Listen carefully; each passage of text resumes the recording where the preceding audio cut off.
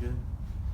Right. Living in America today, many Americans present their opportunity to discuss his or her own opinions about certain topics and issues within American society. Because of this, many Americans seem to fall in the pitfall of fake news and alternative facts.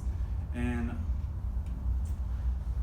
I'm here to inform you about how you can defend yourself against such attacks on your information. I've done the research and I'm a concerned citizen.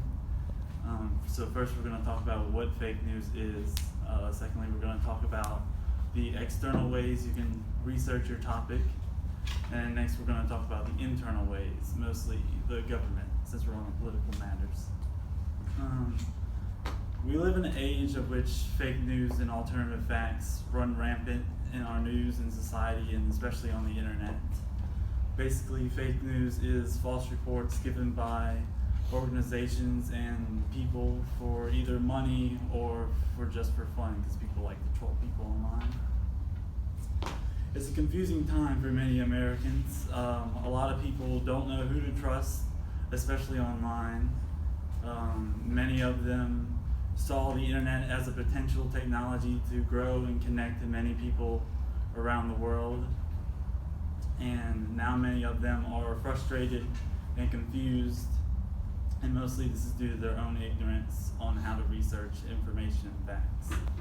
According to PR Weekly, 86% of people who see the news on social media don't check it out.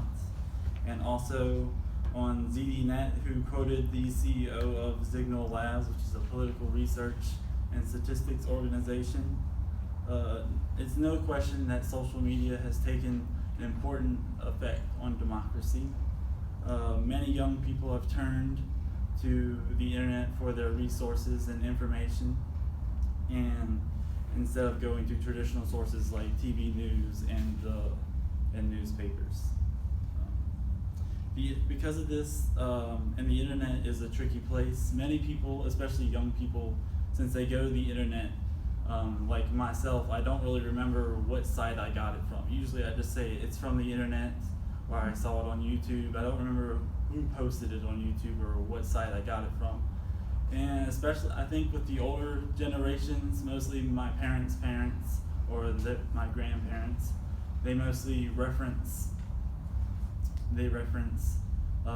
what news article they got it from. So the Advocate or the Livingston Parish newspaper, or they saw it on CNN, or they saw it on Fox News.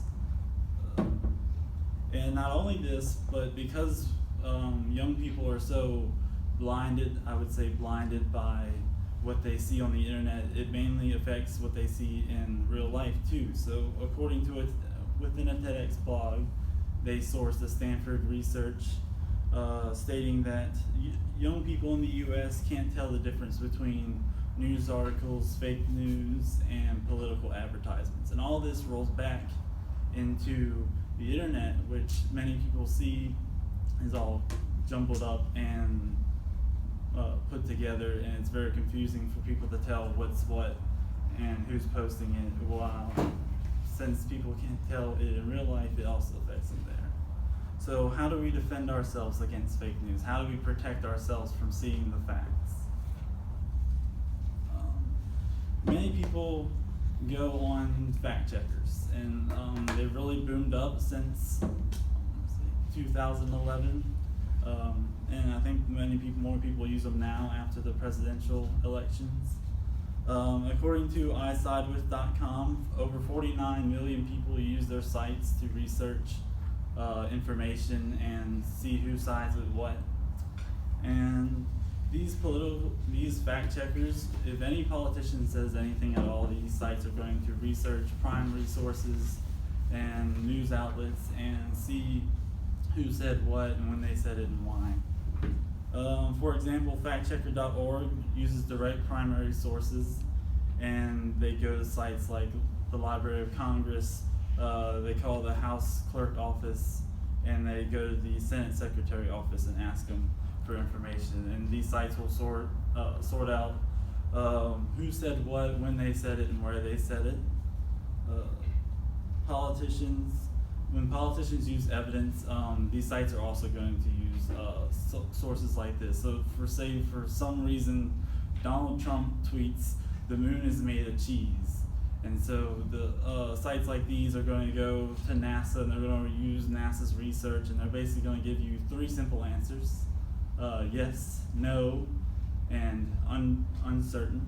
So they're going to go to NASA and they're going to put yes if yes for some reason they find that NASA's secretly been hiding the biggest source of cheese since France has been birthed around, and then they're just going to simply list all the references.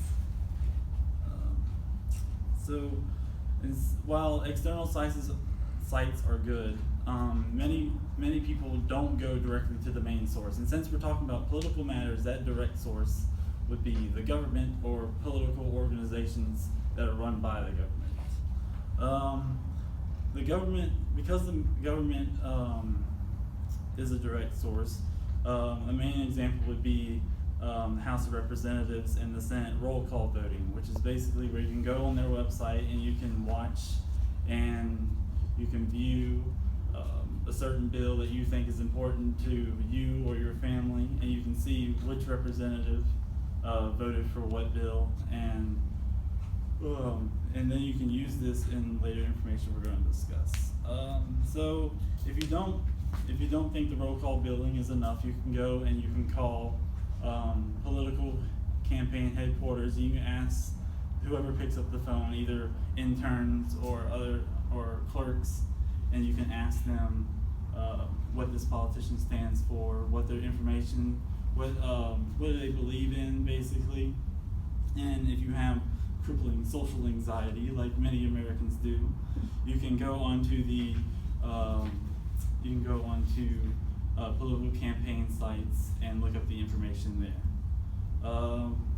And all this basically rolls back to the calling and the webpage sites. You can use the information you gathered there, and you can fact check what they say with the roll call voting and see if all this information backs up.